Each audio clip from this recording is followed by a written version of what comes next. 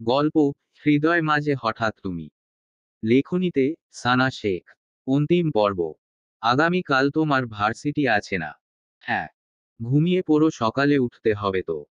ঘুম না হলে সারা দিন ভালো লাগবে না, মাথা ব্যথা করবে, ক্লাসেও মন বসবে না। এখন আর ঘুম আসবে না। তোমাকে ছাড়া ভালো লাগে না কিছু। 13 বছর অপেক্ষা করেছো, সেখানে এখন 3 মাস অপেক্ষা করতে হবে, তার মধ্যে 15 দিন হয়ে গেছে আর মাত্র 2.5 মাস আছে। এক একটা মিনিট লাগে একদিনের সমান। আলভি তাকিয়ে থাকে মায়ার মুখের দিকে। তারপর আবার বলে, ঘুমাও, চোখ মুখ কেমন শুকিয়ে গেছে। ঠিক মতো নিজের যত্ন নাও না এখন। আসবে না ঘুম, তুমি এসে যত্ন নিও আবার, তাহলেই হবে। আগে তো আসি, তারপর না যত্ন নেব। এখন এসির টেম্পারেচার কমিয়ে দাও। ব্ল্যাঙ্কেট জড়িয়ে নিজের দুই পাশে বালিশ দিয়ে চোখ বন্ধ করে শুয়ে থাকো, দেখবে ঘুম চলে আসবে। এভাবে কিভাবে ঘুম আসবে? আসবে, লাইট অফ করে তুমি শুয়ে পড়ো। আলভির কথা মতো তাই করে মায়া। লাইট অফ করে ডিম লাইট অন করে। এখন যথেষ্ট ঠান্ডা লাগছে তাই এসির টেম্পারেচার কমায় না। ব্ল্যাঙ্কেট জড়িয়ে কোলবালিশটা পিঠের সাথে ঠেকিয়ে নেয়, আলভির বালিশটা জড়িয়ে ধরে ফোনের স্ক্রিনে তাকায়। আলভি হয়তো ওকে দেখতে পাচ্ছে না ভালোভাবে, কিন্তু মায়া স্পষ্টই দেখতে পাচ্ছে আলভিকে। আলভি বলে, এবার চোখ বন্ধ করে ভাবো আমি তোমার সাথে তোমার পাশেই শুয়ে আছি। চোখ বন্ধ করে রাখো, চোখ খুলবে না। আমি এখানেই আছি। সকালে মায়ের ডাকে ঘুম ভাঙে মায়ার। শোয়া থেকে উঠে বসে ফোনের পাওয়ার বাটন চেপে স্ক্রিনে তাকায়। 7:30টার উপরে বেজে গেছে। আজকেও ফজরের নামাজ মিস গেল। হেলে দুলে বেড থেকে নেমে দাঁড়ায়। আলসেমি ভঙ্গিতে দুই হাত দুদিকে মেলে দেয়। 3 মাসে যতটুকু মোটা হয়েছিল 15 দিনে সেটুকু চিকন হয়ে গেছে আবার। এখন আর আগের মতো গোছালো পরিপাটি মায়া নেই, সেই এলোমেলো অগোছালো মায়া হয়ে গেছে। আলভির কাছ থেকে আসার পর ঠিক মতো নিজের যত্ন নেয় না। সময় মতো খায় না। যেখানে সেখানে মন মরা হয়ে ঝিম ধরে বসে থাকে। ফোনটা চার্জে লাগিয়ে হেলে দুলে ওয়াশরুমে প্রবেশ করে। ফ্রেশ হয়ে নিচে নেমে আসে। সবাই ওর জন্য অপেক্ষা করছে ডাইনিং রুমে। নাস্তা সেরে রুমে এসে তৈরি হয়ে নেয় ভার্সিটি যাওয়ার জন্য। বিয়ের পর কয়েকদিন ক্লাস করেছিল মায়া। সেই কয়েকদিন আলভি মায়াকে ভার্সিটি নিয়ে যেত আবার নিয়ে আসতো। মায়ার সহপাঠীরা তাকিয়ে থাকতো আলভির দিকে। তারপর টানা 3 মাসের বেশি ক্লাস মিস দিয়েছে। এই পড়াশোনার জন্যই জার্মানি থেকে ফিরে এসেছে, নয়তো ভিসার মেয়াদ বাড়িয়ে আলভির সাথেই বাংলাদেশে ফিরে আসতো। ভার্সিটিতে আগেই বলা হয়েছিল মায়া 3 মাসের জন্য দেশের বাইরে যাচ্ছে। এই 3 মাস মায়া কিভাবে পড়াশোনা করবে তার ব্যবস্থা বাংলাদেশ থেকে করেই গিয়েছিল আলভি। নিচে এসে মাহিদের সাথে বেরিয়ে যায় মায়া। ভার্সিটিতে এখন আর কেউ মায়াকে কিছু বলতে পারে না। এখন সবাই আগ বাড়িয়ে মায়ার সাথে কথা বলতে আসে। মায়া অবাক হয়, আগে যারা ওকে নিয়ে হাসাহাসি করত এখন তারাই ওকে ফ্রেন্ড বানাতে চায়। মানুষ এভাবে কিভাবে রং বদলাতে পারে? ভার্সিটি থেকে ফিরে ফ্রেশ হয়ে খাবার খেয়ে রুমে ফিরে আসে। আলভিকে কয়েকবার কল করেও পায় না মায়া, হয়তো বিজি আছে। বেডে শুয়ে কতক্ষণ গড়াগড়ি করে উঠে দাঁড়ায়। ফোন হাতে নিয়েই রুম থেকে বেরিয়ে আসে। সোজা চলে আসে মায়ের রুমে। মেহবুবা মেহের শুয়ে আছেন বেডে। মায়া বেডে উঠে মায়ের শরীর ঘেঁষে শুয়ে পড়ে। মেহবুবা মেহেরের ঘুম হালকা হয়ে আসে। চোখ মেলে দেখেন মেয়ে তার বুকের সাথে মিশে শুয়ে আছে। মেয়েকে জড়িয়ে ধরে বলেন, কি হয়েছে? কিছু না। মন খারাপ। ভালো লাগছে না। আলভির সাথে কথা হয়নি। বিজি আছে বোধহয়, কল রিসিভ করছে না। ফ্রি হয়ে কল করবে। আম্মু। হুম। তোমাকে কিছু বলার ছিল। বল। মায়া মুখ তুলে মায়ের মুখের দিকে তাকায়। মেহবুবা মেহের মায়ার মুখের দিকেই তাকিয়ে আছেন। মায়ার চোখ মুখ এখন কেমন যেন দেখায়। আগের চেয়ে অনেক পরিবর্তন এসেছে মায়ার মধ্যে। কেটে গেছে আরো 2 মাস। এখন রাত 10টা। বাড়ির সবাই খাওয়া দাওয়া সেরে সোফায় বসে গল্প করছে। আগামীকাল ছুটির দিন, তাই কারো তাড়া নেই ঘুমানোর জন্য। মায়া ঘুমিয়ে গেছে অনেকক্ষণ আগে। মান্তাসাও ঘুমিয়ে গেছে। ড্রয়িং রুমে মাহিদও নেই। সন্ধ্যা 7টার বাড়ি থেকে বেরিয়েছে, এখনো ফেরেনি। কয়েকবার কল করেও ওকে পাওয়া যায়নি। এই 3 জন বাদে বাকি সবাই সোফায় বসে আছে এখন। সকলের কথার মাঝেই বাড়ির কলিং বেল বেজে ওঠে। মাহির বসা থেকে উঠে ডোরের দিকে এগিয়ে যায়। নিশ্চয়ই মাহিদ এসেছে, তাছাড়া এত রাতে অন্য কেউ আসবে না। ডোর খুলে মাহির অবাক। ডোরের সামনে আলভি দাঁড়িয়ে আছে। বড় ভাইয়ের অবাক হওয়া মুখের দিকে তাকিয়ে দুই হাত প্রসারিত করে জড়িয়ে ধরে বলে, সারপ্রাইজ। মাহির নিজেও জড়িয়ে ধরে খুশি হয়ে বলে, আজকে যে আসবি একবারও তো বললি না। বললে কি আর সারপ্রাইজ হতো নাকি? দুই হাতে দুটো সুটকেস নিয়ে মাহির ডোরের সামনে দাঁড়িয়ে বলে, তোমরা দুজন ভেতরে ঢুকে জোরাজোরি করো, আমাকে ভেতরে ঢুকতে দাও এখন। সোফায় বসে থাকা সকলে ততক্ষণে উঠে এসেছে। মাহিরকে ছেড়ে সকলের দিকে তাকিয়ে দুই হাত আবারও দুদিকে প্রসারিত করে বলে, সারপ্রাইজ। সত্যি সত্যিই সবাই সারপ্রাইজ হয়ে গেছে। অবাকের মাত্রা এমন যে কেউ কিছু বলতেই পারছে না। বিকেলের দিকে যখন কথা হলো তখনও বলল আরও 1 মাস পর আসবে। আর এখন বাড়িতে উপস্থিত সশরীরে। আলভি সকলের দিকে তাকিয়ে দেখে মায়া নেই এখানে। হয়তো নিজের রুমে রয়েছে। মাকে জড়িয়ে ধরে সকলের দিকে তাকিয়ে বলে, কথা না বলে সবাই এভাবে তাকিয়ে আছো কেন? সারপ্রাইজ পেয়ে কথা বলতে ভুলে গেছো নাকি সবাই? ঐশী রহমান বলেন, তুমি না বিকেল 4টায় বললে সামনের মাসে আসবে। তখন তাহলে কোথায় ছিলে? তখন আমি দুবাই এয়ারপোর্টে ছিলাম। মাহিদকে কোথায় পেলে? ওকে বলেছিলাম আমি আসছি, ও যেন কার নিয়ে এয়ারপোর্টে যায়। এই জন্য বারবার নিষেধ করার পরেও বাড়ি থেকে বেরিয়ে গেল। আলভি সহ সকলে সোফায় বসে। আলভি বলে, মান্তাসা কোথায়? মান্তাসা আর মায়া দুজনেই ঘুমিয়ে গেছে। আলভি বলে, মায়া এত ভালো হলো কিভাবে? আগে তো রাত 1টা-1:30 পর্যন্ত জেগে থাকতো আর এখন 8:30-9টার মধ্যে ঘুমিয়ে যায়। আশ্চর্যের ব্যাপার স্যাপার। সবাই একে অপরের মুখের দিকে তাকায়। আলভি এদের কাহিনী বুঝতে না পেরে নিজেও সকলের মুখের দিকে তাকাতাকি করে। স্বভাব সুলভ কপাল ভ্রু কুঁচকে বলে, একে অপরের মুখের দিকে কি দেখছো সকলে? আলতাফ মাহমুদ বলেন, মায়ার সাথে দেখা করে আসো আগে। তোমাকে হঠাৎ দেখে খুশিতে আত্মহারা হয়ে অজ্ঞান হয়ে যেতে পারে, so be careful. Alvi sofa ছেড়ে উঠে দাঁড়ায়। মাহিদ এসে সোফার পাশে আরো দুটো সুটকেস রাখে। বড় বড় 4টা সুটকেস দেখে আহনাফ মাহমুদ বলেন, এত কি নিয়ে এসেছো এগুলোর মধ্যে? মায়ার সাথেও তো 3টা দিয়েছিলে। আলভি সুটকেস 4টার দিকে তাকায়। গোলাপি রঙের একটা সুটকেস দেখিয়ে বলে, এটা মান্তাসার। নীল রঙের একটা সুটকেস দেখিয়ে বলে, এটা বাড়ির সকলের জন্য। বাকি ব্ল্যাক কালার দুটো নিজের দুই হাতে নিয়ে সিঁড়ির দিকে এগিয়ে যেতে যেতে বলে, এ দুটো আমাদের। মাহিদ আরেকটা ব্যাগ দেখিয়ে বলে, ওই দুটো নিয়ে যাচ্ছ, এটা কে নেবে? আলভি ফিরে এসে ব্যাগটা কাঁধে নিয়ে আবার সিঁড়ির দিকে এগিয়ে যায়। এই ব্যাগের মধ্যে ওর ল্যাপটপ, পেপারস সহ আরো অনেক কিছু আছে। একটা একটা করে সুটকেস দুটো উপরে তোলে, অনেক ভারী। এই সুটকেসের জন্য আলাদা করে অনেক টাকা খরচ হয়েছে। উপরে এসে সুটকেস দুটো টেনে নিয়ে নিজের রুমের সামনে এসে দাঁড়ায়। ডোর হাত দিয়ে ঠেলা দিতেই খুলে যায়। ভেতরে ডিম লাইটের নীল আলো জ্বলছে। ভেতরে প্রবেশ করে ডোর লক করে দেয় ভেতর থেকে। সুটকেস ব্যাগ এক পাশে রেখে মায়ার শেয়ারে এসে দাঁড়ায়। বড় লাইট অন করে দেয়, মুহূর্তেই পুরো রুম সাদা আলোয় ঝলমলিয়ে ওঠে। মায়ার মুখটা চোখের সামনে স্পষ্ট হয়। পা থেকে গলা অবধি ব্ল্যাঙ্কেট দিয়ে ঢাকা। বিভোর হয়ে ঘুমিয়ে আছে। আলভি হাঁটু মুড়ে বসে। হাত বাড়িয়ে মায়ার গালে হাত ছোঁয়ায়। ছোঁয়া পেয়ে কপাল ভ্রু কুঁচকে নেয় মায়া ঘুমের ঘোরেই। আলভি একটু উঁচু হয়ে মায়ার কপালে গালে ওষ্ঠ ছোঁয়ায়। মৃদুভাবে নড়ে ওঠে মায়া। কপাল ভ্রু আগের চেয়েও বেশি কুঁচকে নিয়েছে। আলভি মায়ার এক হাত বের করে মুঠো করে ধরে। আলভি মৃদু স্বরে ডাকে, মায়াপরি। মায়ার সারা শব্দ নেই। আলভি আবার ডাকে, মায়াপরি আমি এসে গেছি। মায়া চোখ বন্ধ রেখেই ঘুম জড়ানো গলায় বলে, আসো ঘুমাও। স্বপ্ন দেখছো এখনো? চোখ মেলে তাকাও, দেখো আমি সত্যি সত্যিই এসেছি তোমার কাছে। চোখ খোলো মায়াপরি। এতক্ষণ মায়ার মনে হচ্ছিল স্বপ্নে আলভিকে দেখছে আর ওর কথা শুনছে, কিন্তু এখন মনে হচ্ছে আলভি সত্যি সত্যি এসেছে। চোখ মেলে তাকায়। চোখের সামনে ভেসে ওঠে আলভির হাস্যোজ্জ্বল চেহারা।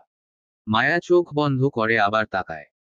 সত্যি সত্যিই তো আলভি ওর সামনে বসে আছে। লাফিয়ে শোয়া থেকে উঠে বসে। 2 পা বেড থেকে নামিয়ে দিয়ে বসে আলভির মুখ 2 হাতে আগলে ধরে। কান্না জড়িত গলায় বলে, তুমি সত্যি সত্যি এসেছো। ওপর নিচ মাথা নাড়ায় আলভি। বেড থেকে নেমে আলভির কোলে চড়ে বসে শক্ত করে জড়িয়ে ধরে আলভির গলা। খুশিতে আর একটা কথাও বের হয় না মায়ার মুখ দিয়ে। নিজেকে সামলাতে না পেরে কেঁদে ওঠে। আলভি নিজেও শক্ত করে জড়িয়ে ধরে বসে রইল ফ্লোরে। 5-10 মিনিট এভাবে প্রায় 30 মিনিটের মতো পেরিয়ে যায় একে অপরকে জড়িয়ে ধরে থেকে। মায়ার কান্না বন্ধ হয়ে গেছে অনেকক্ষণ আগে। এখনো আগের মতোই শক্ত করে জড়িয়ে ধরে বসে আছে। মায়ার এখনো বিশ্বাস হচ্ছে না আলভি সত্যি সত্যি এসেছে। ওর মনে হচ্ছে এটা স্বপ্ন, আলভিকে ছেড়ে দিলেই ওর ঘুম ভেঙে যাবে আর আলভিও উধাও হয়ে যাবে। তাই ছাড়ছে না আলভিকে। আলভি মায়ার মাথায় পিঠে হাত বুলিয়ে বলে, মায়াপরি তোমার মুখটা তো একটু দেখি। কতদিন ধরে সামনে থেকে তোমাকে দেখি না। তুমি সত্যি সত্যিই এসেছো নাকি এটা আমার স্বপ্ন কল্পনা? আমি সত্যিই এসেছি, এটা তোমার স্বপ্ন বা কল্পনা নয়। তুমি না বললে আরো 1 মাস পর আসবে। মিথ্যে বলেছিলাম তোমাদের সারপ্রাইজ দেওয়ার জন্য। মায়া আলভির গলা ছেড়ে কোল থেকে নেমে বসে ফ্লোরে। আলভি মায়ার মুখ আগলে ধরে 2 হাতে। গাল দুটো আগের চেয়েও বেশি ফুলে গেছে, গোলুমোলু হয়ে গেছে। এগিয়ে ঝুঁকে পড়ে মায়ার সারা মুখে অসংখ্য চুমু খায়। মনের তেষ্টা মিটিয়ে দেখতে শুরু করে। মায়া নিজেও তাকিয়ে আছে আলভির মুখের দিকে। আলভি আগের চেয়েও শুকিয়ে গেছে। মায়া আলভির গালে হাত রেখে বলে, আগের চেয়ে শুকিয়ে গেছো তুমি। তুমি আছো তো, এখন আবার আগের মতো হয়ে যাব। বিকেলে যখন তোমার সাথে কথা বললাম তখন তুমি কোথায় ছিলে? এত দ্রুত কিভাবে আসলে? তখন দুবাই এয়ারপোর্টে ছিলাম। মায়া আবার আলভিকে জড়িয়ে ধরে বলে, আমার এখনো বিশ্বাস হচ্ছে না তুমি এসেছো। কি করলে বিশ্বাস হবে? জানি না। সারপ্রাইজ কেমন দিলাম? তোমাকেও সারপ্রাইজ দেওয়ার আছে। কি সারপ্রাইজ? মায়া আলভিকে ছেড়ে বসে আবার আলভির মুখের দিকে তাকায়। আলভিও তাকিয়ে আছে মায়ার মুখের দিকে, কি সারপ্রাইজ দেবে সেটা দেখার আশায়। মায়া আলভির ডান হাত টেনে এনে নিজের তল পেটে চেপে ধরে। হাসি মুখে বলে, কিছু অনুভব করতে পারছো? আলভির চোখ দুটো স্বাভাবিকের তুলনায় অনেক বড় বড় হয়ে যায়। বুকের ভেতর ধরফর করতে শুরু করে। উত্তেজনায় হাত পা কাঁপতে শুরু করে। কাঁপতে থাকা হাতটা আরেকটু প্রেসার দিয়ে চেপে ধরে পেটে। বাম হাতটা উঁচু করে। হাতটা কাঁপছে, থরথর করে। মায়া তাকিয়ে আছে হাতটার দিকে। আলভি এক আঙ্গুল দিয়ে নিজের দিকে দেখিয়ে বলে, আমি বাবা হব। উপর নিচ মাথা নাড়ায় মায়া। আলভির মধ্যে কিছু একটা হচ্ছে। ওর হাত আগের চেয়েও বেশি কাঁপছে। ঠিকভাবে কথাও বলতে পারছে না। আবার ততলাতে ততলাতে বলে, সত্যি সত্যি আমি বাবা হব। হ্যাঁ। কত দিন হয়েছে বেবির বয়স? বেবি না বেবিদের বলো। 3 মাস পার হয়ে 4 চলছে। গতকাল চেক আপ করাতে গিয়েছিলাম। আল্ট্রাসোনোগ্রাফি করার পর ডক্টর বলেছেন দুটো ভ্রূণ আছে। টুইন বেবি হবে আমাদের।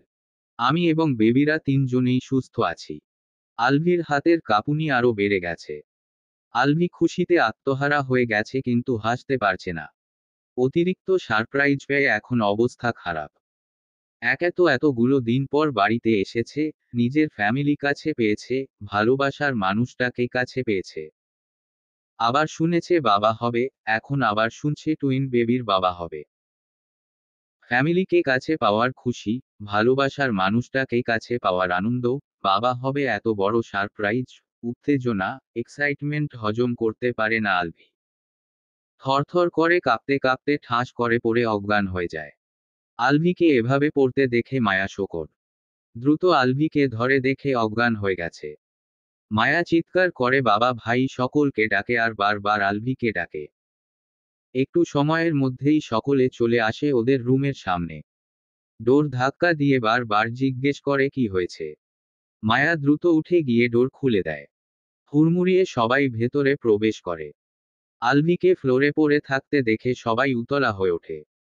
মাহির আর আলতাফ মাহমুদ জগ থেকে পানি নিয়ে আলভির চোখে মুখে দিয়ে জ্ঞান ফেরানোর চেষ্টা করে। ঐশী রহমান প্রায় কেঁদেই দিয়েছেন। বাকি সবাইও বেশ উতলা হয়ে আছে। আহনাফ মাহমুদ মায়ার দিকে তাকিয়ে বলেন, আলভির কি হয়েছে মায়া? মায়া আলভিকে ধরে বসে আছে, কাঁদতে কাঁদতে বলে, জানি না কি হয়েছে। কিছু করেছিস? কি বলেছিস ওকে? এর মধ্যে আলভির জ্ঞান ফিরে আসে। মায়া আলভির দিকে তাকিয়ে আবার বাবার দিকে তাকিয়ে বলে, ওকে কি করব আমি? বাবা হবে সেটাই বলেছি শুধু। শোনার পর থেকেই ওর হাত কাঁপছিল, টুইন বেবি হবে সেটা বলার একটু পরেই অজ্ঞান হয়ে গেছে। আলভি উঠে বসে মায়ার ওড়না টেনে চোখ মুখ মুছে নেয়। এখনো আলভির হাত পা কাঁপছে। মাহির বলে, চাচু বলল মায়া তোকে দেখে খুশিতে আত্মহারা হয়ে অজ্ঞান হয়ে যাবে, সেজন্য তোকে সাবধানও করে দিল। উল্টো তুই কিনা টুইন বেবির বাবা হবি শুনে অজ্ঞান হয়ে গিয়েছিলি। ঐশী রহমান বলেন, ভয় পাইয়ে দিয়েছিলে সবাইকে। আলভি এক হাতে মায়াকে জড়িয়ে ধরে বলে, এত বড় সারপ্রাইজ পেয়ে অজ্ঞান হব না তো কি হব? এত বড় সারপ্রাইজ পেয়ে অ্যাটাক যে চলে আসেনি সেটাই তো অনেক। পরপর এত বড় বড় সারপ্রাইজ পেয়েছি যে খুশি ওভারলোড হয়ে সেন্সলেস হয়ে গিয়েছিলাম। এখন বের হও সবাই রুম থেকে। মাহির রুম থেকে বের হতে হতে বলে, জীবনের প্রথম দেখলাম টুইন বেবির বাবা হবে শুনে কেউ অজ্ঞান হয়ে যায় খুশির ঠেলায়। মাহিদ বলে, আবার অজ্ঞান হয়ে যেও না। আস্তে আস্তে সবাই বেরিয়ে যায় রুম থেকে। আলভির হাত পা শরীর তখনও কাঁপছে। মায়াকে তুলে বেডে বসানোর চেষ্টা করে। তুলতে না পেরে বলে, পা ঝুলিয়ে বেডে বসো। মায়া বিনা বাক্যে বেডে উঠে বসে পা ঝুলিয়ে। আলভি মায়ার পেটে আবার হাত রাখে। পেট আগের চেয়ে অনেকটা উঁচু হয়েছে। হাত রাখলে অনুভব করা যায় পেটের ভেতর কেউ আছে। মায়ার কোমর জড়িয়ে ধরে পেটে গাল ঠেকিয়ে বসে রইল। মায়া আলভির চুলগুলো হাত দিয়ে ঠিক করে দেয়। আলভি পেটে গাল ঠেকিয়ে রেখেই বলে, 4 মাস হয়ে গেছে আর আমি আজকে জানতে পারলাম আমি বাবা হব। এতদিন কেন বলনি কেউ? যেদিন টেস্ট করিয়েছি সেদিনই বলতে চেয়েছিলাম, কিন্তু পরে আবার ভাবলাম তুমি বাড়িতে আসলে তখন তোমাকে জানাবো। সবাই মিলে তোমাকে সারপ্রাইজ দেব ভেবেছিলাম। এসেছিলাম সবাইকে সারপ্রাইজ দিতে, উল্টো সবাই মিলে এত বড় সারপ্রাইজ দিলে যে হজম করতে না পেরে সেন্সলেস হয়ে গিয়েছিলাম। মায়া হেসে ওঠে আলভির কথা শুনে। আলভি ফ্রেশ হয়ে রাতের খাবার খেল মাত্র ডাইনিং রুম থেকে বেরিয়ে ড্রয়িং রুমে এসে দাঁড়ায়। আলভিকে ক্লান্ত দেখাচ্ছে, ওর বিশ্রামের দরকার। আলতাফ মাহমুদ ছেলের দিকে তাকিয়ে বলেন, এখন আর এখানে বসার দরকার নেই। অনেক রাত হয়ে গেছে, মায়াকে নিয়ে রুমে যাও, দুজনেই বিশ্রাম নাও। আলভি কিছু না বলে মায়াকে নিয়ে রুমে ফিরে আসে। ওর এখন ঘুম পাচ্ছে, লং জার্নিতে ক্লান্ত লাগছে। বাড়িতে এসেছে 10টায়, এখন বাজে রাত 1:30। এখন অক্টোবর মাসের শেষ প্রায়। মাঝরাতের পর শীত শীত লাগে। এসি অন করে টেম্পারেচার বাড়িয়ে দেয়, তারপর ডিম লাইট অন করে বড় লাইট অফ করে দেয় আলভি। মায়া ওয়াশরুম থেকে বেরিয়ে আসতেই ওকে নিয়ে বেডে উঠে শুয়ে পড়ে। আলভিকে আঁকড়ে ধরে ওর বুকে মুখ গুজে দেয় মায়া। আলভিও আগলে নেয় মায়াকে। আলভির বুকে মুখ গুজে রেখে মায়া বলে, গতকাল যখন হসপিটালে গিয়েছিলাম চেক আপ করাতে তখন তোমাকে অনেক বেশি মনে পড়ছিল। হসপিটালে যতজন প্রেগন্যান্ট মেয়ে ছিল সকলের সাথেই তাদের হাজবেন্ড ছিল, কিন্তু আমার সাথে তুমি ছিলে না। আলভি আরেকটু শক্ত করে জড়িয়ে ধরে মায়াকে। মায়ার মাথায় চুমু খেয়ে বলে, সরি বউ, আমি তো জানতাম না আমার মায়া পরিটা মা হবে, আমি বাবা হব। যদি জানতাম তাহলে সবকিছু ফেলে তোমার পাশে চলে আসতাম, তোমাকে একা ছাড়তাম না। যেদিন জানতে পারলাম আমি মা হব সেদিন যে আমার কত আনন্দ হচ্ছিল তোমাকে বলে বোঝাতে পারবো না। ইচ্ছে করছিল তখনই কল করে তোমাকে বলতে তুমি বাবা হবে, কিন্তু আবার সারপ্রাইজ দেব ভেবে নিজেকে দমিয়ে নিয়েছিলাম। আব্বু তোমাকে কল করে বলতে চাচ্ছিল, আমিই নিষেধ করেছিলাম, সবাইকে বলেছিলাম তুমি আসার পর তোমাকে জানাতে। আমি কল্পনাও করিনি বাড়িতে এসে এত বড় সারপ্রাইজ পেয়ে যাব। সারপ্রাইজ দিতে এসে নিজেই বিশাল বড় সারপ্রাইজ পেয়ে গেছি। ভীষণ ভয় পেয়ে গিয়েছিলাম। তাও ভালো যে আমার অবস্থা দেখে তোমার কিছু হয়নি। জুমার নামাজ আদায় করে বাড়ি ফিরে আসে 5 বাপ বেটা। 5 জনের পরনেই সাদা পাঞ্জাবি পাজামা।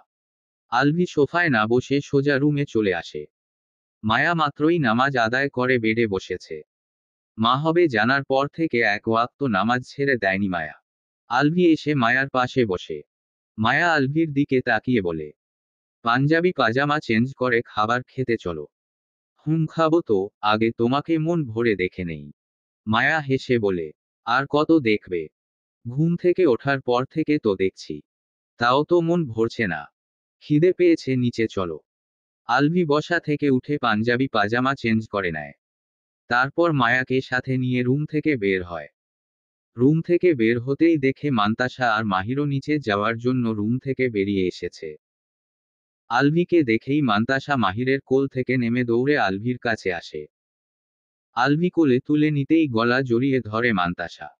খুশি হয়ে বলে, তোমাতে খুঁজেছিলাম।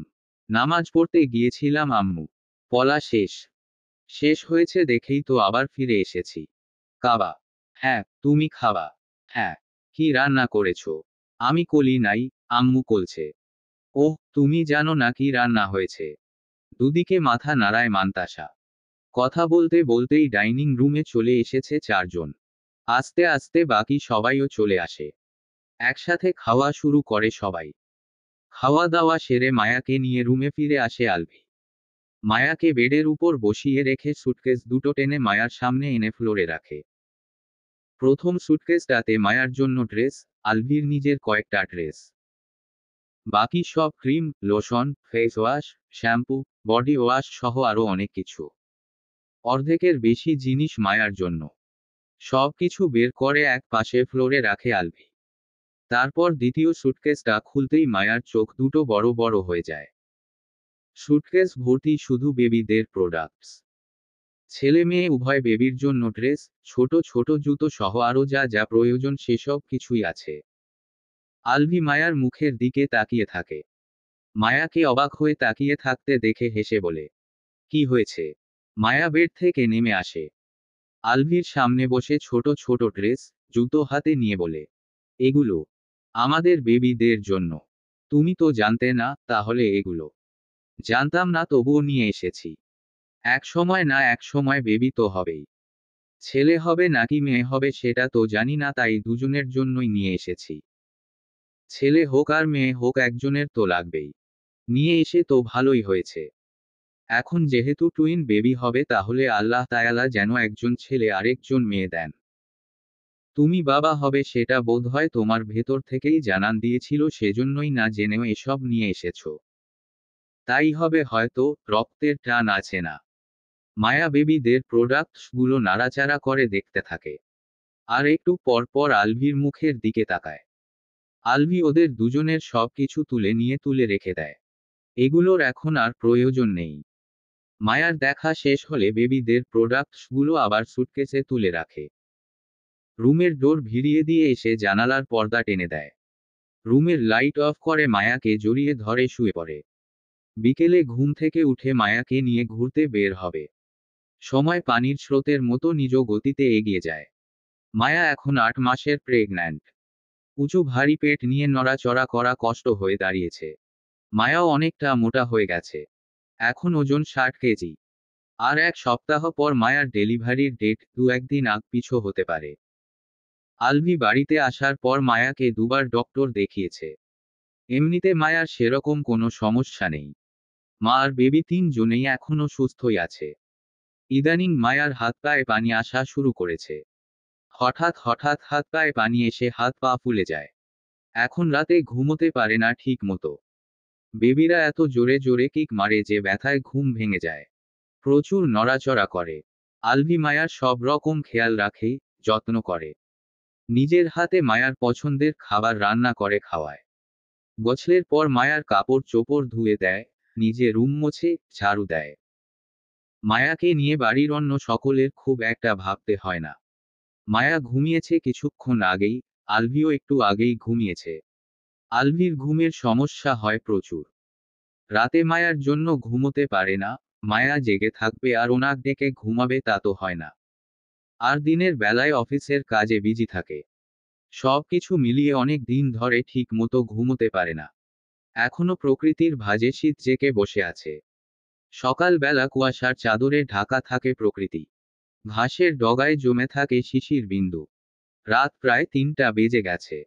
মায়ার ঘুম ভেঙে যায়। আলভি ওকে আলতোভাবে জড়িয়ে ধরে ঘুমিয়ে আছে। মায়া আলভির দিকে ফিরে শয়, এতক্ষণ উল্টো ঘুরে কাত হয়েছিল। আলভি একটু নড়েচড়ে মায়াকে আলতো ভাবে আবারও আগলে নেয় ঘুমের ঘোরেই। মায়া ব্ল্যাঙ্কেটের নিচে মাথা ঢুকিয়ে আলভির বুকে মুখ গোজে। এখন আর আগের মতো করে আলভির সাথে মিশে যেতে পারে না মায়া। উঁচু ভারী পেটের জন্য দুজনের মাঝখানে একটু দূরত্ব রাখতে হয়, নয়তো পেটে চাপ লাগে। শুয়ে থাকতে থাকতে হঠাৎ মায়ার চোখের কোণা বেয়ে পানি গড়িয়ে পড়তে শুরু করে। সময়ের সাথে সাথে ফুপিয়ে কাঁদতে শুরু করে। মায়ার ফোপানোর শব্দ শুনেই আলভির ঘুম ভেঙে যায়। আতঙ্কিত হয়ে তাড়াহুড়ো করে মায়ার মুখ বুক থেকে তুলে দেখার চেষ্টা করে বলে, কি হয়েছে মায়াপরি? কাঁদছো কেন? পেট ব্যথা করছে? পেইন হচ্ছে? কি হয়েছে মায়াপরি, কথা বলছো না কেন? মায়া আলভির হাত ধরে নিজের গায়ের উপর দিয়ে তুলে দেয়। আলভিকে জড়িয়ে ধরে কান্না জড়ানো গলায় বলে, আমার কিছু হয়নি, শান্ত হও তুমি। তাহলে কাঁদছো কেন? বাজে স্বপ্ন দেখেছ? না। কি হয়েছে তাহলে? তুমি এত ভালো কেন? আলভি বুঝতে পারে না মায়ার কথা। হঠাৎ এমন কথা কেন বলছে মাঝরাতে? আবার কান্নাও করছে। মায়ার মাথায় হাত বুলিয়ে শান্ত স্বরে বলে, কি হয়েছে তোমার, বলো আমাকে। আমাকে এত ভালোবাসো কেন? মাঝে মধ্যে মনে হয় আমি লম্বা একটা স্বপ্ন দেখছি। কবে যেন ঘুম থেকে উঠে দেখি তুমি নেই। ইদানিং এরকমটা বেশি মনে হয়। ভয় লাগে। সবকিছু কেমন স্বপ্নের মতো লাগে বিয়ের পর থেকে এখন পর্যন্ত। ঘুম থেকে উঠে তোমাকে না দেখলে ভয় পেয়ে যাই। তুমি অনেক ভালো, তোমাকে যত দেখি তত অবাক হই এখনো। তুমি দুনিয়ার বেস্ট হাজবেন্ড। তোমাকে কত কষ্ট দিয়েছিলাম, যদি আমার ক্ষমতা থাকতো তাহলে তোমার মনের আগে পরের সব কষ্ট দূর করে দিতাম। আমাদের দুজনের জীবন থেকে কতগুলো বছর নষ্ট হয়ে গেছে। আরো আগে যদি আমরা এক হয়ে যেতাম তাহলে কতই না ভালো হতো। তুমি যদি আরো আগে ফিরে আসতে তাহলে তোমার সাথে আরো কয়েকটা বছর বেশি বাঁচতে পারতাম। আমার এখনো ভীষণ আফসোস হয় আরো আগে কেন ফিরে আসোনি। আমি কত শত দিনরাত তোমার অপেক্ষায় পথ চেয়েছিলাম। ভাবতাম এই বুঝি তুমি ফিরে আসলে। জানো, সবাই যখন আমাকে কটু কথা বলতো না, তখন তোমার উপর অনেক রাগ হতো আমার। তখন মনে হতো দুনিয়ার সবচেয়ে পচা মানুষ তুমি। আমি না এখনো আগের দিনগুলোর কথা ভুলতে পারি না। ওই দিনগুলোর কথা মনে করতে চাই না, তবুও ভুলতে পারি না। কিন্তু আমি এখন অনেক খুশি তোমাকে পেয়ে। তুমি বেস্ট। আলভি চুপ করে থাকে, মায়াকে জড়িয়ে ধরে। আলভিরও ভীষণ আফসোস হয় এখনো, কেন আরো আগে ফিরে আসেনি। কেন বাবা মায়ের কথা শোনেনি। নিজের হাতে কতগুলো বছর নষ্ট করে ফেলেছে। আফসোস। মায়ার মাথায় আবারও চুমু খেয়ে বলে, ঘুমাও, মরার আগে আর তোমাকে ছেড়ে যাচ্ছি না আমি। সকালে ফজরের নামাজ আদায় করে বেডরুমে প্রবেশ করে আলভি। মায়া জায়নামাজে বসে কোরআন শরীফ তেলাওয়াত করছে। আলভি এগিয়ে এসে মায়ার গা ঘেঁষে বসে ফ্লোরে। মায়া তেলাওয়াত থামায় না। আলভি কোনো প্রকার ডিস্টার্ব না করে চুপচাপ বসে থাকে। প্রায় 10 মিনিট পর তেলাওয়াত থামায় মায়া। কোরআন শরীফ বন্ধ করে পাশে সরিয়ে রাখে।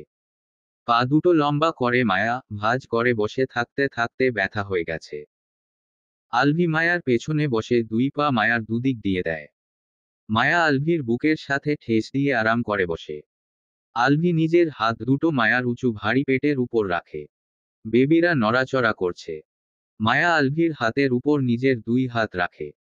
আলভি পেটে হাত বুলাতে বুলাতে বলে, অনেক কষ্ট হচ্ছে। মায়া দুদিকে মাথা নাড়ায়।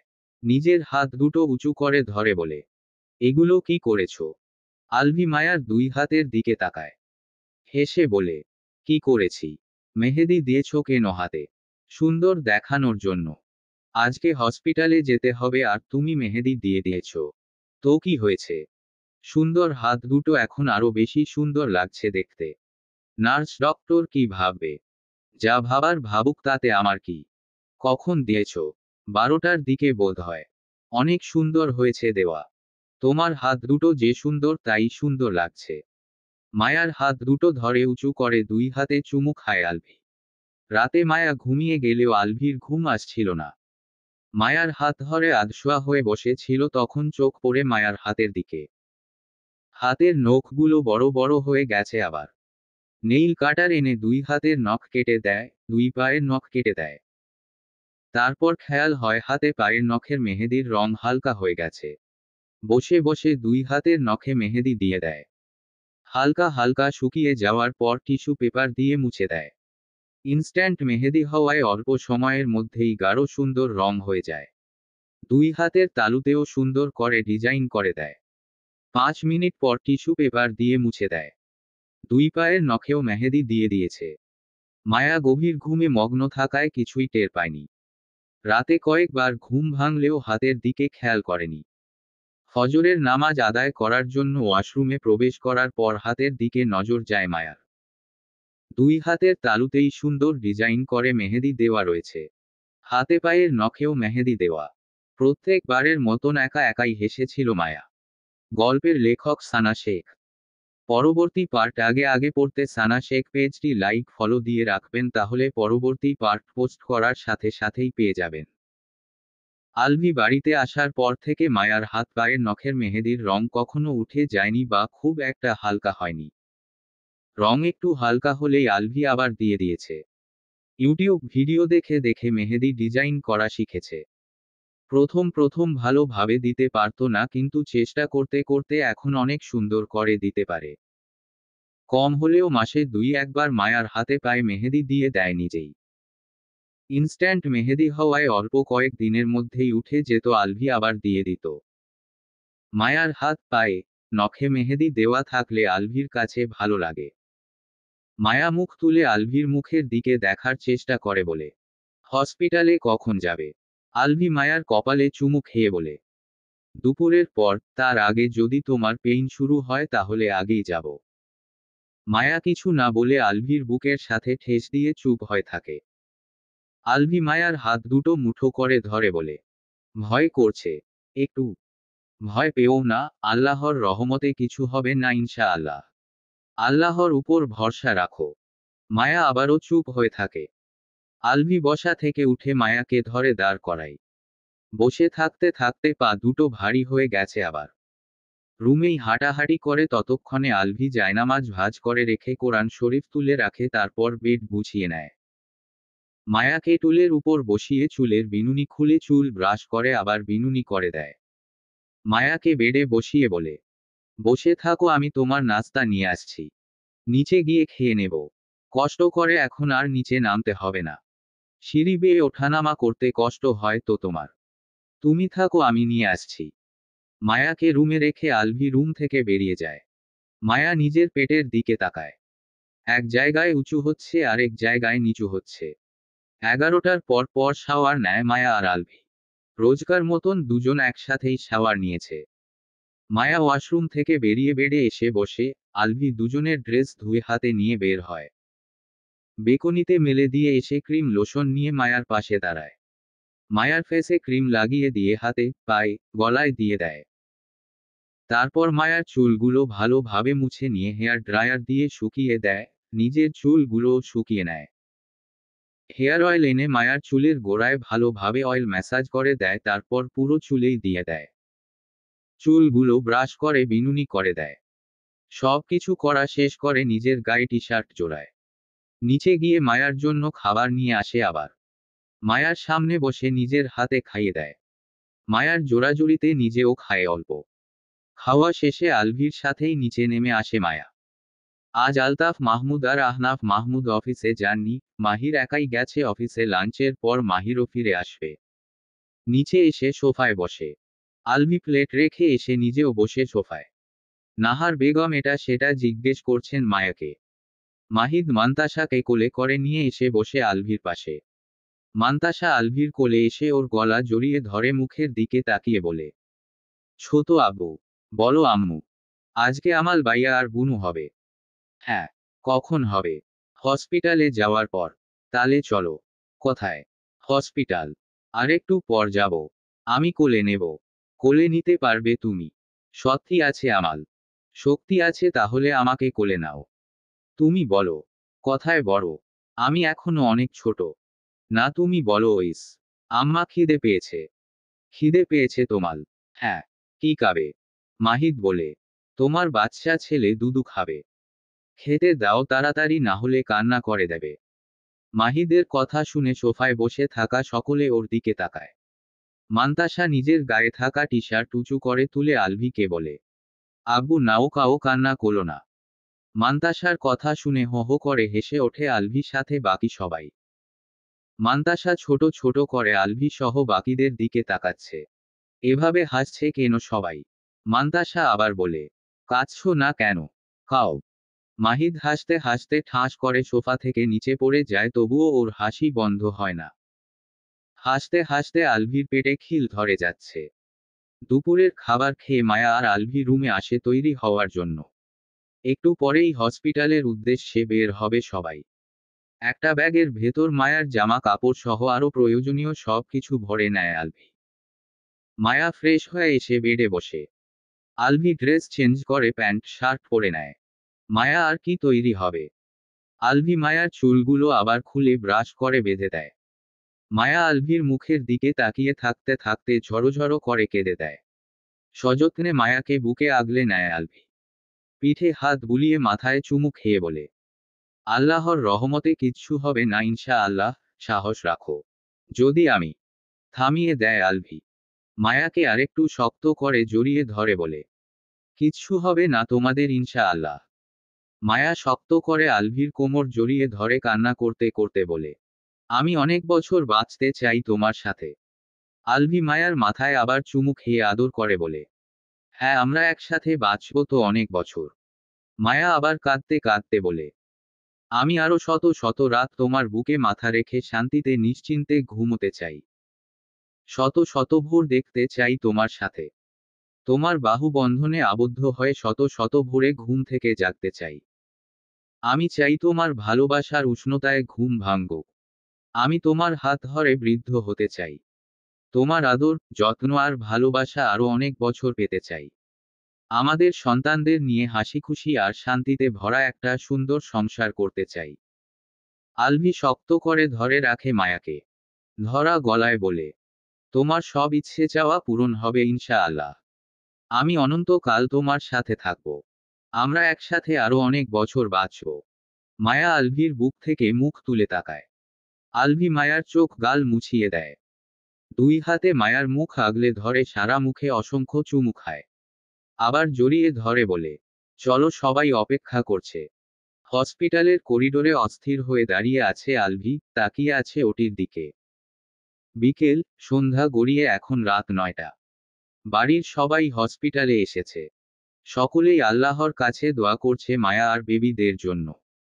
এমনিতেই শীতল প্রকৃতি, তার মধ্যে মাথার উপর ভো ভো করে ঘুরছে বড় একটা সিলিং ফ্যান, তবুও দরদর করে ঘামছে আলভি। ওর কপাল, ঘাড় বেয়ে গড়িয়ে পড়ছে ঘাম।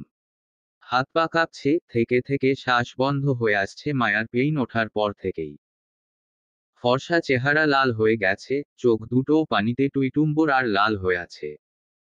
একটু পর পর চোখের পানি গড়িয়ে পড়ছে আর আলভি তা মুছে নিচ্ছে, আবার পড়ছে।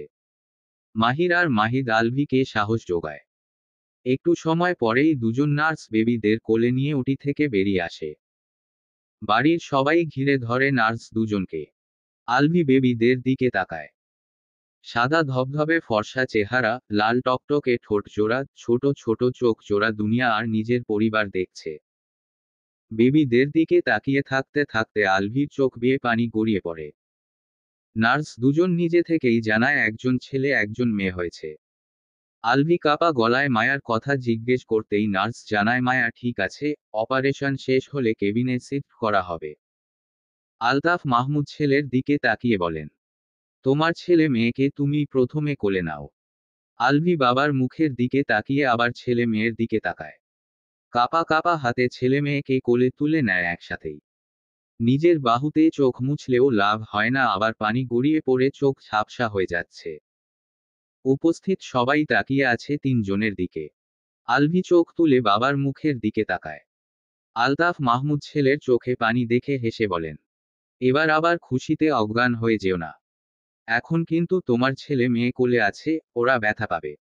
আলতাফ মাহমুদের কথা শুনে সবাই হাসে, কিন্তু আলভি হাসতে পারে না। বাবা মায়ের দিকে আগায় একটু। অপরাধীর ন্যায় মাথা নিচু করে জড়ানো গলায় বলে, আমাকে তোমরা মাফ করে দিও আব্বু আম্মু। আমি তোমাদের সাথে অন্যায় করেছি, অনেক কষ্ট দিয়েছি। তোমাদের সন্তানকে তোমাদের কাছ থেকে কেড়ে নিয়েছিলাম।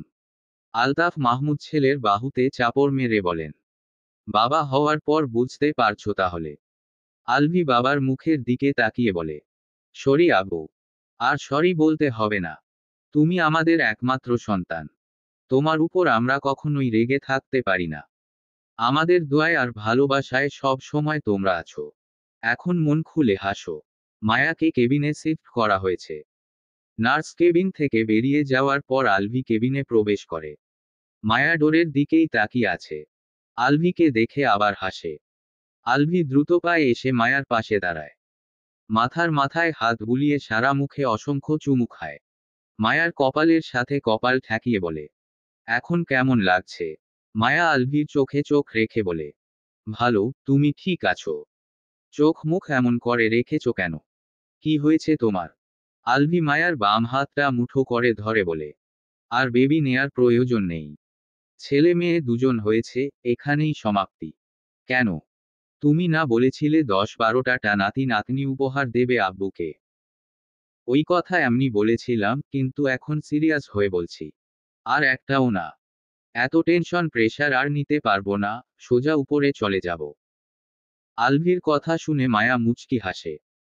বাড়িতে থাকতে আলভি মায়াকে সাহস জোগালেও হসপিটালে আসার পর থেকে আলভি নিজেই ভয় কেমন যেন করছিল। হাত কাঁপছিল, একটু পর পর চোখ মুছছিল। এই সময়টাতে এত ভয় আর টেনশন লাগে যা ভাষায় প্রকাশ করার মতন না। বেবিদের মায়ার কাছে নিয়ে আসা হয়। ছেলে মেয়েকে দেখে একটু পর পর আলভির চোখ ভিজে উঠছে। এখন পুরোপুরি ফিল করতে পারছে ওর বাবা মাকে কতটা কষ্ট দিয়েছে। আর কাউকে কখনো কষ্ট পেতে দেবে না। নিজের সর্বোচ্চ চেষ্টা করবে সবাইকে হ্যাপি রাখার। সিজারের 3 দিন পরই মায়াকে বাড়িতে নিয়ে আসা হয়েছে। 7 দিনের দিন আকিকা করে ছেলে মেয়ে দুজনের নাম রাখা হয়েছে। ছেলের নাম অভি আহমেদ। মেয়ের নাম আইভি মুমতাহিনা। মায়া এখন অনেকটা সুস্থ হয়ে উঠেছে। বেবিরা সেরকম জ্বালাতন করে না। আলভি স্টাডি রুমে বসে ভিডিও কনফারেন্সে মিটিং করছিল। মিটিং শেষ হতেই ল্যাপটপ চার্জে লাগিয়ে বেডরুমে ফিরে আসে। এখন বিকেল 3টা, মায়া আর বেবিরা ঘুমিয়ে আছে। 2টোর পর পর 3জন ঘুমিয়েছে, এখনো ওঠেনি। আলভিকে ফিরে আসতে দেখে ঐশী রহমান রুম থেকে বেরিয়ে নিজের রুমে চলে যান। এতক্ষণ নাতি নাতনিকে পাহারা দিচ্ছিলেন, কেউ যদি ঘুম থেকে উঠে কান্নাকাটি করে তাই। ঐশী রহমান বেরিয়ে যেতেই আলভি বেডের উপর ঝুঁকে পড়ে মায়ার কপালে চুমু খায়, তারপর ছেলে মেয়ের। আলভির কাছে 3জনেই ভীষণ আদুরে। ইচ্ছে করে সব সময় 3কে বুকে জড়িয়ে ধরে বসে থাকতে, চুমু খেতে। আলভির পুরো দুনিয়া এখন এই বাড়ির ভেতরেই। আলভি আবার চুমু খেতেই মায়া চোখ মেলে তাকায়। ঘুম ঘুম চোখে আলভিকে দেখে হেসে বলে, কি হয়েছে? কিছু না। আসো ঘুমাও। আলভি মায়ার পাশে শুয়ে মায়াকে বুকে আগলে নেয়। মায়া আলভির বুকে মুখ গুজে নিশ্চুপ হয়ে যায়। দুজনের আলিঙ্গন আর নীরবতার মাঝে আইভি কেঁদে ওঠে। মায়া আলভির বুক থেকে মুখ তুলে তাকায়। আলভি মেয়ের দিকে তাকিয়ে বলে, আম্মা আপনি আর ঘুম থেকে ওঠার সময় পেলেন না? মাত্র বউটাকে একটু ধরেছিলাম। আমি যখন ওই বউটাকে একটু ছুঁই আপনি তখনই এমন করেন, আপনার ভাইটাও এমন করে। দুজন এসে বউটাকে ছিনিয়ে নিয়েছেন। আমার বউ অথচ আমি কাছে পাই না। মায়া হাসতে হাসতে মেয়ের দিকে ফিরে মেয়েকে বুকে টেনে এনে খেতে দেয়। আলভি পেছনে থেকে মায়া আর মেয়ে দুজনকেই জড়িয়ে ধরে একসাথে। ছেলেটা দূরে পড়ে গেছে, ঘুমিয়ে আছে তাই আর ডিস্টার্ব করে না আলভি। বউ আর মেয়েকে জড়িয়ে ধরে চুপ হয়ে থাকে। সময় থেমে থাকে না, সময় আগায় নিজ গতিতে। পেরিয়ে গেছে অনেকগুলো দিন। কিছু দিন আগে মাহিদের মাস্টার্স পরীক্ষা শেষ হয়েছে। রেজাল্ট বের হতে অনেক দেরি। বাবা ভাইয়ের সাথে নিয়মিত অফিসে যাওয়া আসা করে এখন। গত রাত থেকে মাহিদের মন বিষণ্ণ হয়ে আছে। হাসি খুশি ছেলেটা আর হাসছে না গতকাল রাত থেকে। কারো সাথে কোনো কথা বলছে না, নিজের রুম থেকেও বের হচ্ছে না। রুমে একা একা থাকে আর চোখের পানি ফেলে একটু পর পর। বেচারা নিজের পরিস্থিতি অবস্থা কাউকে বোঝাতে পারছে না। বাড়ির কেউ ওকে বুঝতেই চাইছে না। বড় ভাই দুইটাও কেমন করে রয়েছে। সবকিছু জানার পরেও বাপ চাচাকে বোঝাচ্ছে না। মাহিদের এখন ইচ্ছে করছে গলায় দড়ি দিতে। ওর ফোন, ল্যাপটপও নিয়ে গেছে ওর বাপ। বাড়ির বাইরেও বের হতে দিচ্ছে না ওকে। মেয়েদের মতন বাড়ির ভেতর বন্দি করে রেখেছে। এখন দুপুর 2:30। মাহির আসে মাহিদের রুমে। মাহিদ বেডে বসে জানালার দিকে তাকিয়ে আছে উদাস মনে।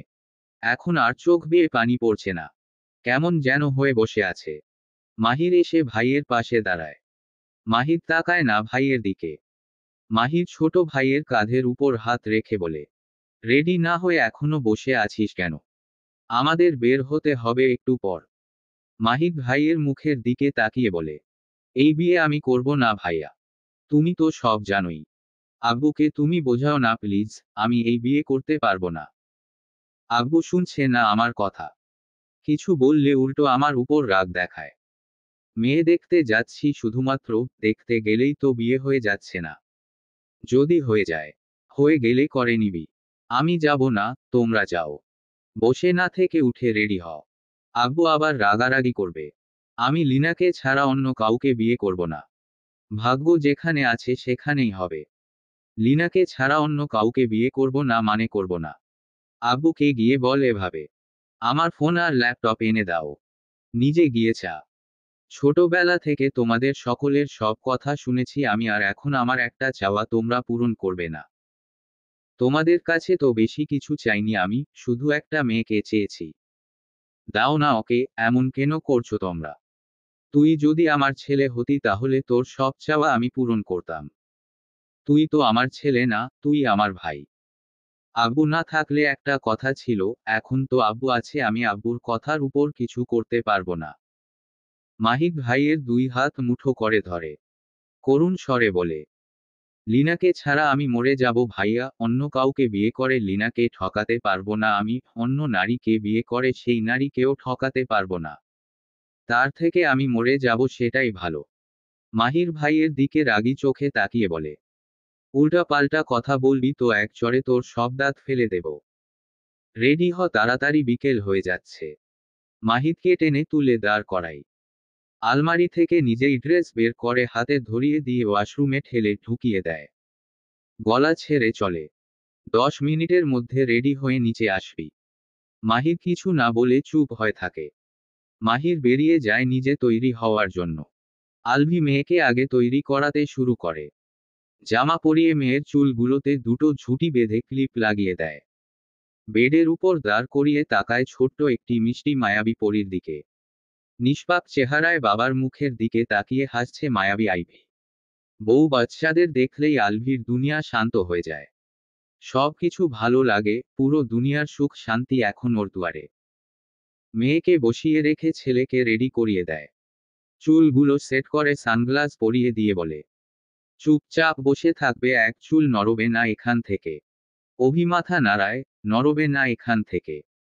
মায়া ওয়াশরুম থেকে বেরিয়ে আসে, ড্রেস চেঞ্জ করে। মায়া এসে আলভির সামনে উল্টো ঘুরে দাঁড়ায়। আলভি জামার ফিতে বেঁধে দিয়ে চুলগুলো ব্রাশ করে বেঁধে দেয় সেই আগের মতো। আগে এক মায়াকে সামলাতো, এখন 3 জনকে সামলায়। মায়া বোরকা হিজাব পরতে পরতে আলভি ফ্রেশ হয়ে ড্রেস চেঞ্জ করে নেয়। রেডি হয়ে 4 জন রুম থেকে বেরিয়ে আসে। আলভি দুই হাতে ছেলে মেয়ের দুই হাত ধরে রেখেছে। ছেলে মেয়ের সাথে তাল মিলিয়ে ধীরে ধীরে হেঁটে নিচে নেমে আসে। দাদা নানাকে দেখে দুজন গুটি গুটি পায়ে প্রায় দৌড়ে যায়। সবাই এসে উপস্থিত ড্রয়িং রুমে, শুধু মাহিদ বাদে। আহনাফ মাহমুদ গলা ছেড়ে ডেকে বলেন, নিচে আসবি নাকি? দেরি হয়ে যাচ্ছে তো। নিচে নেমে আসে মাহিদ। চোখ মুখ থমথমে, মলিন বিষণ্ণ। অন্য দিনের মতো অত বেশি হ্যান্ডসাম লাগছে না আজকে।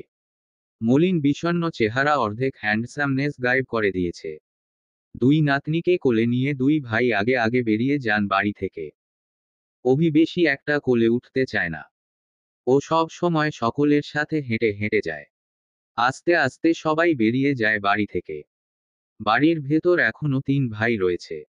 মাহিদ বাড়ি থেকে বের হতে চাচ্ছে না। দুই ভাই ওর দুই হাত টেনে ধরে নিয়ে যেতে থাকে। মাহিদ দুজনকে বলে, তোমরা দুজন তো আগে থেকেই জানতে আমি লিনাকে ভালোবাসি। তোমরা আব্বুকে কেন বোঝাচ্ছ না? তোমরা বোঝালে আব্বু নিশ্চয়ই বুঝবে। আমি অন্য মেয়েকে বিয়ে করতে পারবো না। তোমরা এমন কেন করছো আমার সাথে? আলভি বলে, তোকে প্রথমেই তো বলা হয়েছিল এই বাড়ির সবাই প্রেম বিদ্বেষী। যে যার সাথে প্রেম করবে তার সাথে বিয়ে হবে না জীবনেও। এমন কিছু কোনো দিন বলা হয়নি আমাকে। আমার সাথে করা হয়েছিল তখনই তোর বুঝে নেওয়া উচিত ছিল। এখন চুপচাপ চল, মেয়েটা সুন্দরী আছে দেখলেই তোর মন পরিবর্তন হয়ে যাবে। তোমরা কি সত্যি সত্যিই আমার ভাই? বড় ভাই হয়ে ছোট ভাইয়ের সাথে এমনটা কিভাবে করতে পারো তোমরা? আমরা করছি না কিছু, তোর বাপ চাচা করছে মানে আমার মির্জাফর বাপ আর শ্বশুর।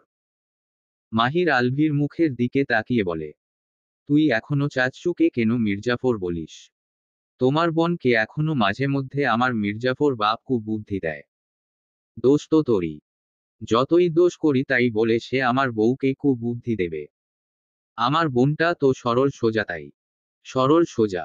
সিরিয়াসলি, তোমার বোনের ভয় মাঝে মধ্যে আমার হার্ট অ্যাটাক হওয়ার জোগাড় হয়ে যায়। যেভাবে ভয় দেখায় তোমার বোন, স্বচক্ষে না দেখলে বিশ্বাস করবে না। অমন ভয় সব বোনই দেখায়, আমার বোন তোমার বোন বলে কোনো কথা নেই। কথা বলতে বলতে মাহিদকে টানতে টানতে বাড়ির বাইরে বেরিয়ে আসে তিনজন। আহনাফ মাহমুদ গাড়ির ভেতর থেকে মাথা বের করে বলেন, আজকে কি বাড়ি ফেরার ইচ্ছে আছে নাকি ঘর জামাই থাকবি? মাহিদ গাড়িতে উঠে বসতে বসতে বলে, কোন দুঃখে প্রেম করতে গিয়েছিলাম, এখন বেঁচেও শান্তি নেই মরেও শান্তি নেই। আলভি বলে, এই কারণেই প্রেম করা হারাম। হারামে প্রথমে খুব সুখ শান্তি আনন্দ থাকে কিন্তু পরে সবচেয়ে বেশি কষ্ট পেতে হয়। হারামে জোরানোর শিক্ষা পাচ্ছিস তো এখন। একদম হারে হারে। জীবনে আর প্রেম করব না। তোর কি আরো প্রেম করার ইচ্ছে ছিল? ছি ছি, আস্তাগ ফিরুল্লাহ, তওবা তওবা, একটাই শুরু একটাই শেষ। হারামটা এখন হালাল হয়ে গেলেই হয়। আল্লাহ মাফ করো আর লিনাকে আমার বউ বানিয়ে দাও। জীবনে আর কোনো দিন হারাম কাজ করব না আল্লাহ, শুধু এবারের মতো মাফ করে আমার চাওয়াটা পূরণ করে দাও। মাহির ড্রাইভিং সিটে বসে গাড়ি স্টার্ট দেয়। পেছনের সিটে সানজিদা, মান্তাসা, নাহার বেগম আর মায়া আক্তার বসেছে। ড্রাইভিং সিটে মাহির আর ওর পাশে মাহির। সামনের গাড়িতে আলতাফ মাহমুদ, আহনাফ মাহমুদ, মেহবুবা মেহের, ঐশী রহমান আর আইভি। আলভির ব্ল্যাক মার্সিডিজ গাড়িতে শুধু মায়া আর আলভি। ওদের সাথে আর কেউ নেই। পরপর বাড়ির গেট পেরিয়ে তিনটা গাড়ি বেরিয়ে যায় গন্তব্যের দিকে। মাহিদ বিষণ্ণ মনে চুপচাপ বাইরের দিকে তাকিয়ে আছে। বাপকে এতবার করে বলল অন্য কাউকে বিয়ে করবে না, লিনাকে ভালোবাসে, ওকেই বিয়ে করবে। বাপের কাছে আর কোনো দিন কিছু চাইবে না, শুধু লিনাকে চায়, কিন্তু ওর বাপ ওর কোনো কথা শুনল না। ধরে বেঁধে অন্য জায়গায় মেয়ে দেখতে নিয়ে যাচ্ছে। লিনা কি করছে কে জানে।